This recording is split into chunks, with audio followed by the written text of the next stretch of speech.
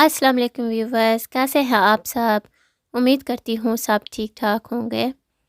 तो मुझे आपसे कुछ बात करनी है, तो मैं पहले आपको ये बताती हुई मैं क्या बना रही हूँ। मैं लस्सी की कढ़ी बना रही हूँ, जो पाकिस्तान में हम बनाते हैं। तो ये मैंने 1 कप तेल का डाला था।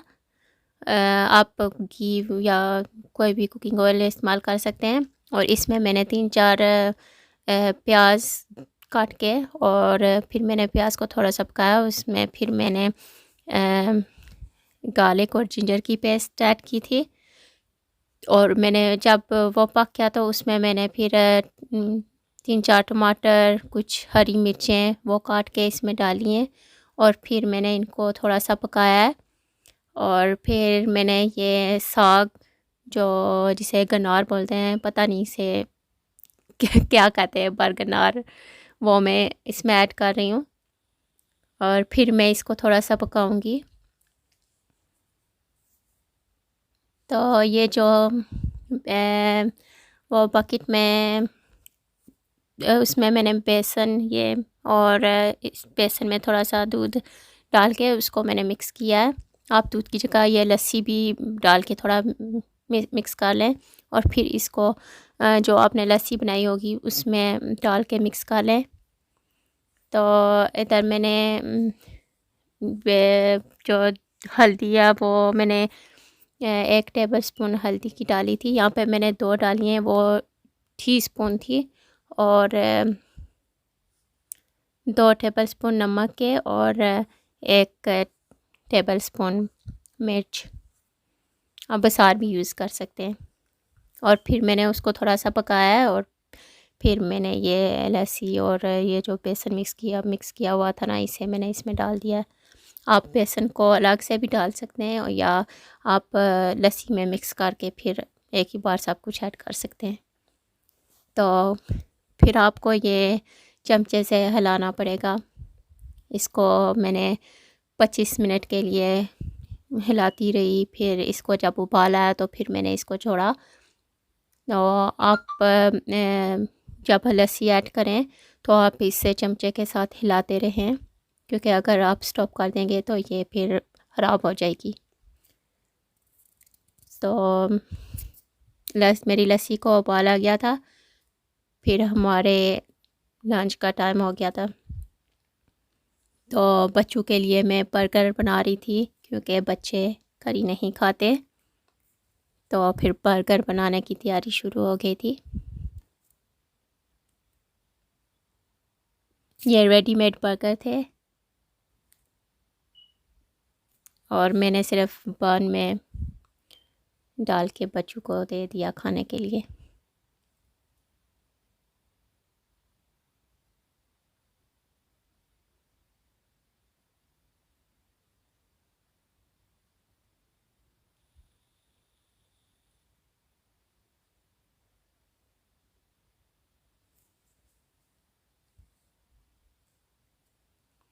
तो मैं कह रही थी कि स्टार्टिंग मैंने आपको बोला था कि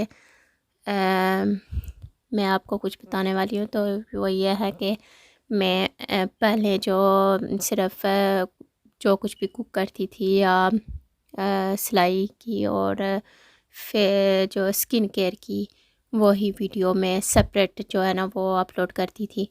तो आज से मैंने सोचा कि मैं जो कुछ भी बनाती हूँ, या पूरा दिन जो कुछ भी सिलाई वगैरह करती हूँ, या कुछ कुक करती हूँ, या कुछ स्किन केयर का करती हूँ, तो वो मैं सब कुछ एक ही वीडियो में अपलोड कर दूँ, जैसे व्लॉग टाइप हो जाता है ये। तो मैं वैसे करना चाहती हूँ, ऐसे मुझे आसानी लगती है, तो मैंने सोचा मैं ऐसे कर लूँ। तो ये हमारे बर्गर रेडी हो गए हैं। हमारे बच्चे जो हैं वो कोई जो है वो सैलेड नहीं खाता बर्गर में, कोई केचप नहीं खाता, कोई मेयोनेज़ नहीं खाता, ऐसे सारे डिफरेंट डिफरेंट खाते हैं। तो कुछ प्लेन सिर्फ खाते हैं। तो हमें भी डिफरेंट डिफरेंट तरीके से बनाने पड़ते हैं सबके।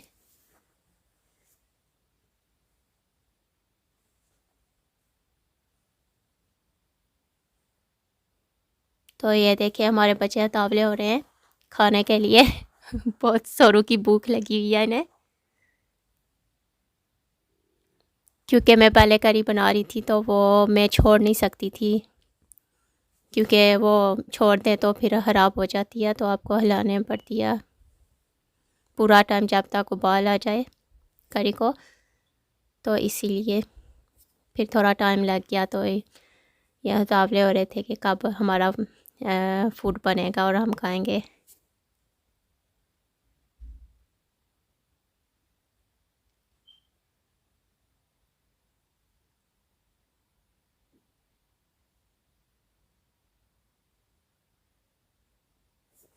तो यहाँ पे फिर शाम के खाने का टाइम हो गया था, तो ये हम करी के साथ पकोड़े बनाने की तैयारी कर रहे हैं।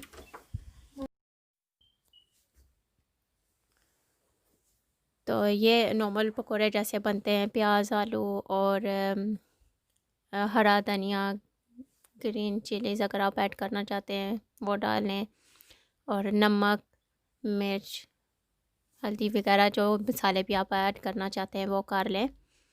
तो ये दूसरी तरफ मैं मकई की रोटी पका रही हूँ। मुझे मकई की रोटी पकाने का बिल्कुल पता नहीं है, क्योंकि मैं जब भी पकाती हूँ पहले ये स्टार्टिंग से जो है पूरा तरीका आता है, पर जब मैं रोटी बनाती हूँ तो वो टूट जाती है, पता नहीं क्यों। तो मैं हर वक्त कोशिश करती रहती हूँ कि मैं मकई की रोटी ऐसे ही खुद ही पका लूँ, पर नहीं बनती। तो आज मैंने कुछ डिफरेंट तरीका इस्तेमाल किया है, तो देखते हैं कैसे बनती है।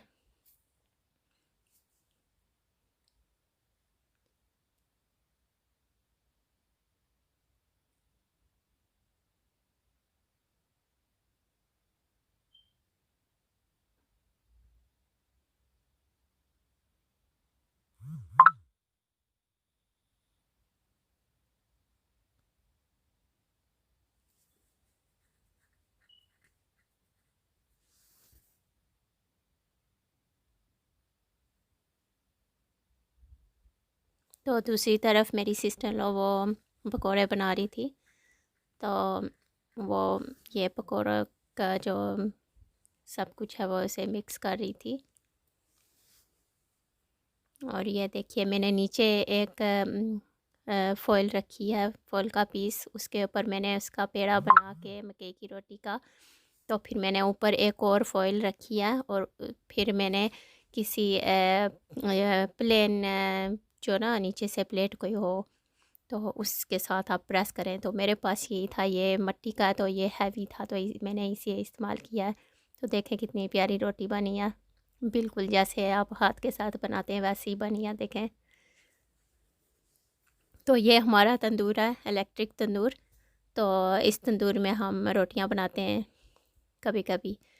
तो ये पाकिस्तान की याद जो है ना वो ताज़ा हो जाती है इसमें, करी पकोड़े और मकई की रोटी।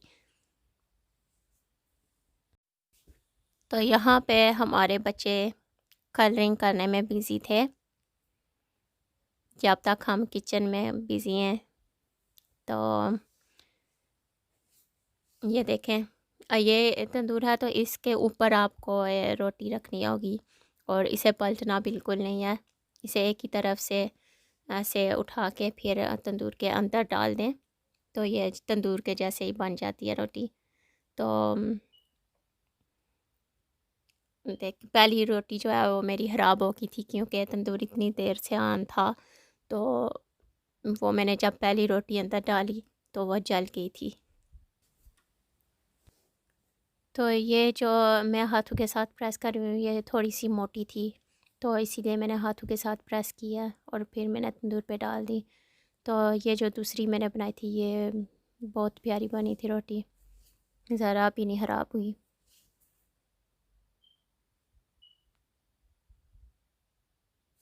तो ये दूसरी तरफ केक बन रहा था, सरप्राइज़ बर्थडे का। अचानक से मेरी बेटी ने कहा कि आंटी की बर्थडे थी, तो हमें केक बना लेती हूँ खुद ही।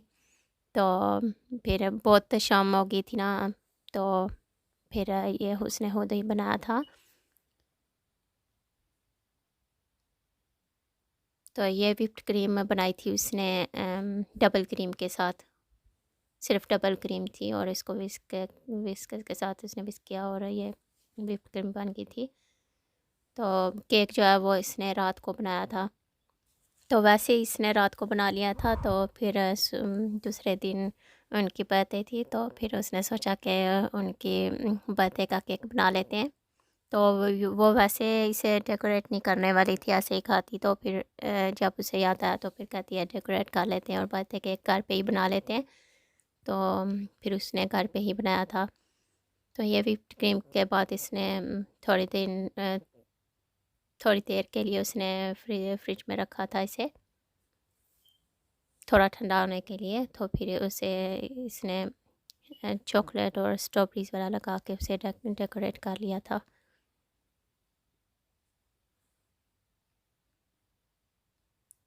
तो तब तक हमारे पकोड़े भी रेडी हो चुके थे और ये देखें इसने चॉकलेट्स और स्ट्रॉबेरीज वाला लगा के डेकोरेट कर लिया था, कुछ स्वीट्स वगैरह भी लगाई थी।